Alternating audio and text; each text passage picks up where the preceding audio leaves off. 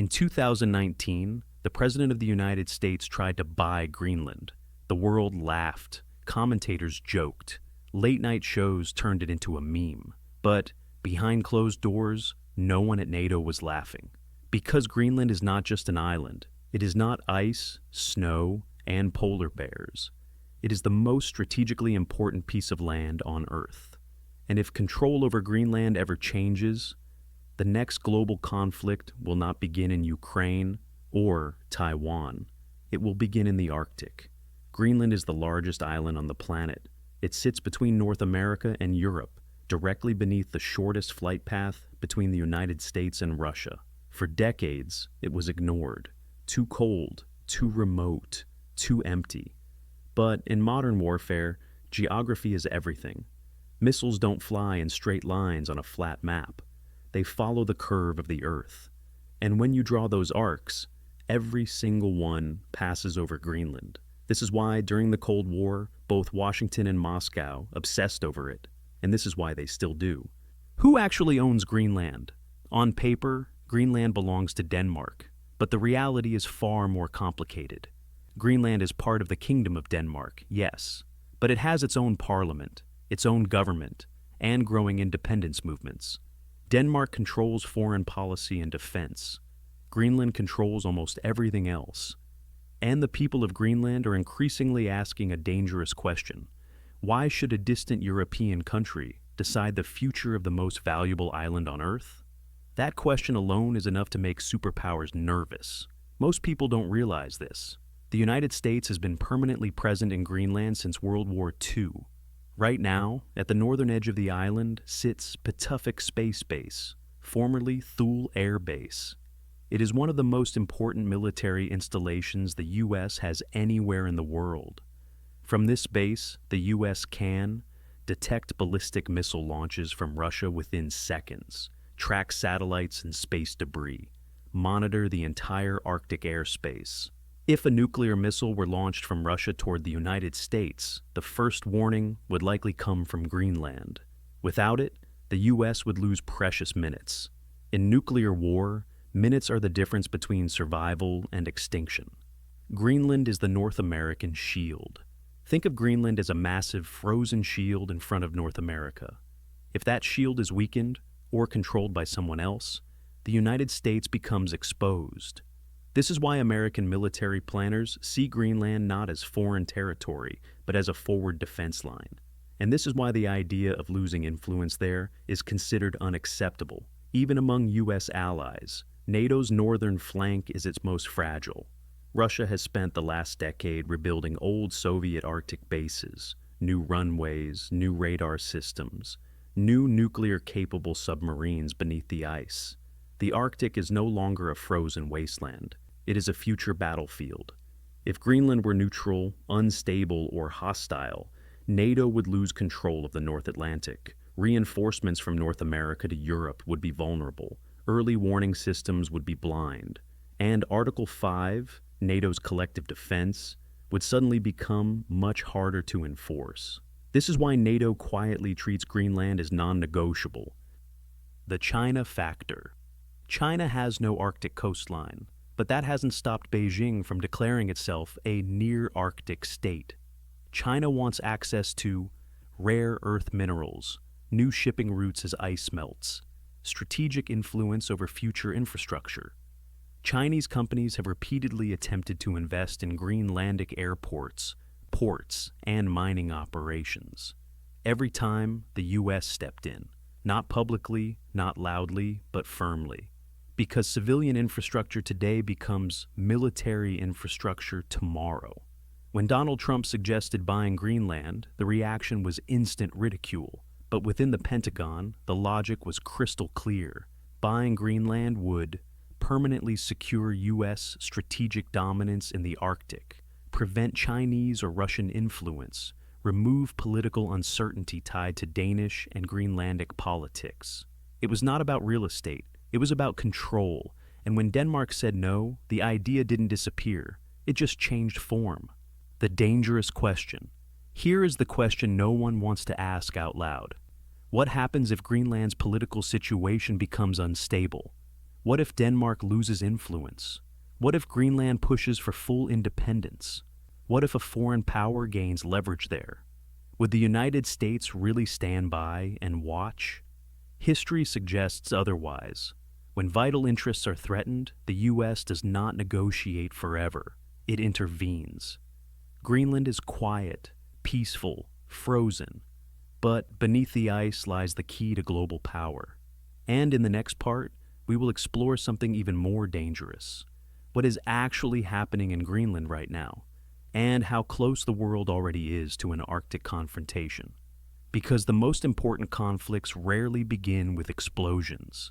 They begin with silence. For most of modern history, Greenland was protected by ice. Not armies, not treaties. Ice. The Arctic Ocean was frozen, shipping lanes were closed, and military operations were nearly impossible. That era is over. Climate change has done what decades of geopolitics could not. It has opened the Arctic, and suddenly Greenland is no longer isolated. It is exposed. As ice retreats, new shipping lanes are emerging. The Northern Sea Route, the Transpolar Route. What used to take weeks through the Suez Canal can now be done faster across the Arctic. Whoever controls the Arctic controls the future of global trade. And Greenland sits at the choke point. Every ship passing between the Atlantic and the Arctic passes near it. Every submarine entering the North Atlantic passes beneath it. This is not theoretical. This is already happening. On Russia's Arctic militarization. Russia has militarized the Arctic faster than any other region on Earth. Over the past decade, Moscow has reopened more than 50 Soviet-era Arctic bases, deployed advanced air defense systems, expanded its nuclear submarine fleet under Arctic ice, installed new radar and early warning systems. Russian bombers now regularly patrol Arctic airspace. Russian submarines test NATO detection limits, and all of it points in one direction: control of the North Atlantic. Greenland stands directly in the way. From Russia's perspective, Greenland is a NATO dagger pointed at its throat. U.S. radar systems there can detect missile launches from deep inside Russia. American anti-submarine warfare operations use Greenland as a forward hub. If war breaks out, Greenland becomes the first line of detection, and potentially the first target. Russian military doctrine openly discusses disabling NATO's Arctic sensors early in any large-scale conflict, and there are very few places where that can realistically happen. Greenland is one of them. The Chinese strategy: no soldiers, just money. China's approach is more subtle. Beijing is not building bases, at least not openly. Instead, it invests. Chinese state-linked companies have attempted to build and finance airports, invest in rare earth mining, fund port infrastructure, establish scientific research stations. On paper, all civilian. In reality, dual use. A modern airport can host military transport aircraft. A port can service naval vessels. A research station can gather intelligence. The U.S. understands this perfectly. That is why every major Chinese investment attempt in Greenland has been blocked, often at the last minute. Greenland is rich in rare earth elements. These minerals are essential for missiles, fighter jets, satellites, electric vehicles, advanced electronics. Right now, China dominates the global supply of rare earths. The West is desperately looking for alternatives. Greenland could break China's monopoly, or if China gains influence there, strengthen it.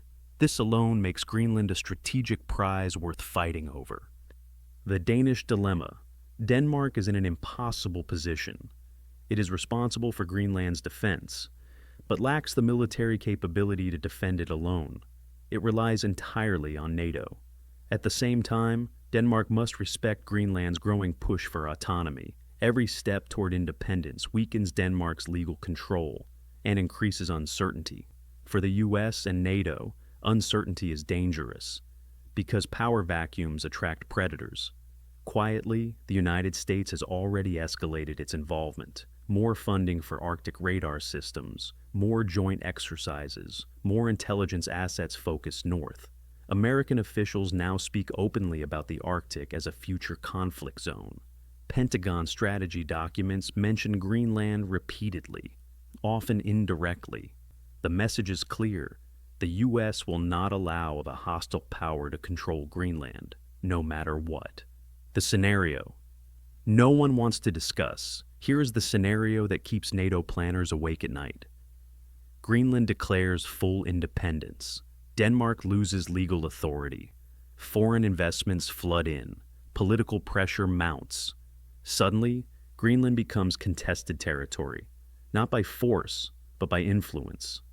At that point, every major power faces a choice: accept the loss of strategic control or intervene. History suggests which option usually wins. Officially, no. Unofficially, if U.S. early warning systems, missile defense, or Arctic dominance were threatened, military options would be on the table. Not invasion, not occupation, but security assistance, stabilization, protection of strategic assets.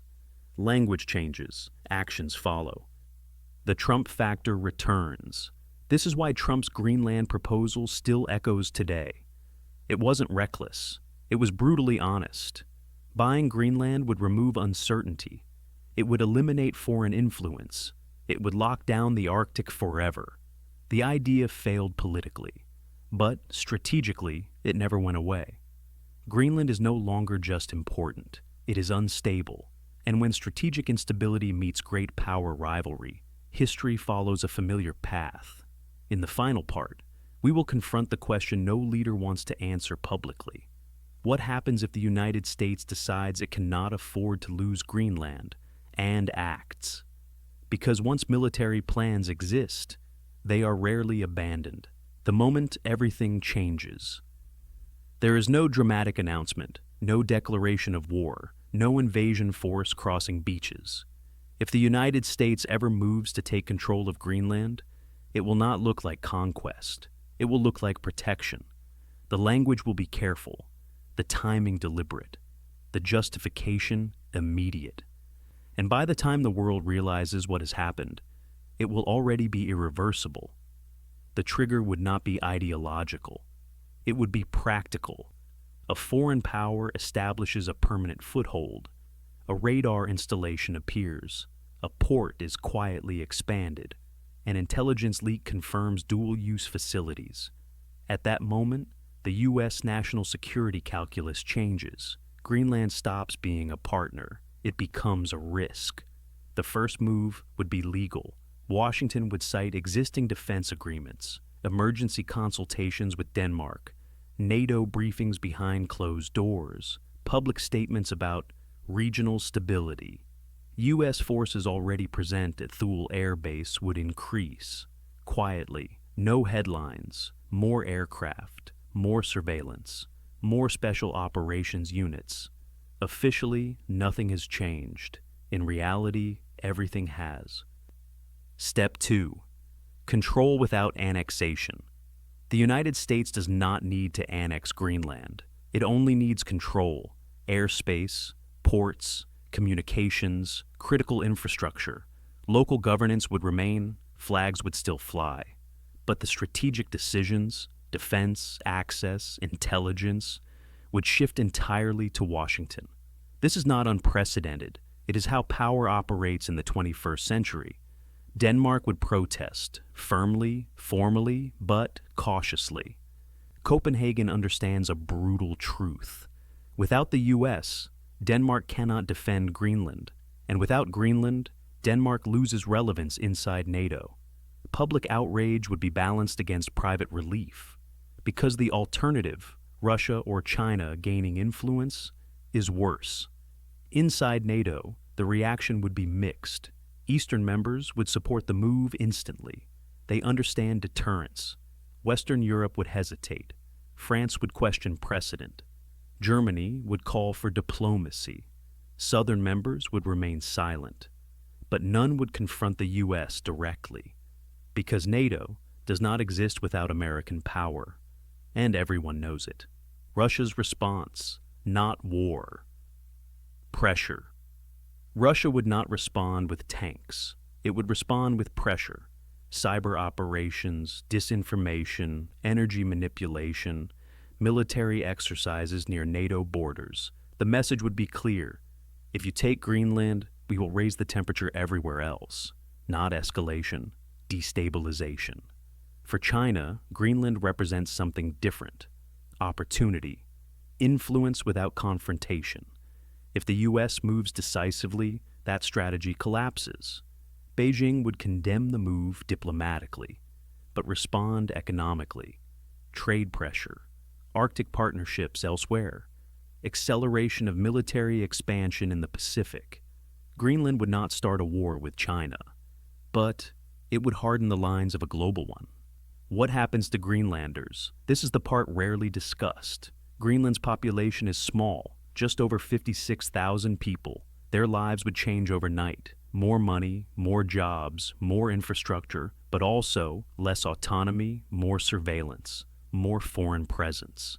Their land would become strategic territory, and strategic territory is never neutral. Greenland's true value emerges in a worst-case scenario. Missile defense, early warning, submarine detection. If nuclear war ever becomes possible again, Greenland is one of the first places that matters, which also makes it one of the first targets. By securing Greenland, the U.S. increases its own safety, but also raises the stakes. Deterrence strengthens, so does danger. Paradoxically, yes and no. By locking down Greenland, the U.S. closes a strategic gap. That discourages opportunistic aggression, but it also accelerates bloc formation. The world hardens. Lines become permanent. Mistakes become more costly. Once Greenland is effectively under U.S. control, the Arctic becomes divided. No more ambiguity, no more gray zones, just power blocks facing each other across melting ice. The Cold War returns, but colder and faster. Greenland is not the cause of future conflict. It is a symptom, a world where geography matters again, where resources decide alliances, where control replaces cooperation. The ice is melting, and what lies beneath is not opportunity. It is rivalry. Greenland will not decide the future of the world, but how the world reacts to Greenland might. Because when great powers stop pretending, history starts moving very quickly.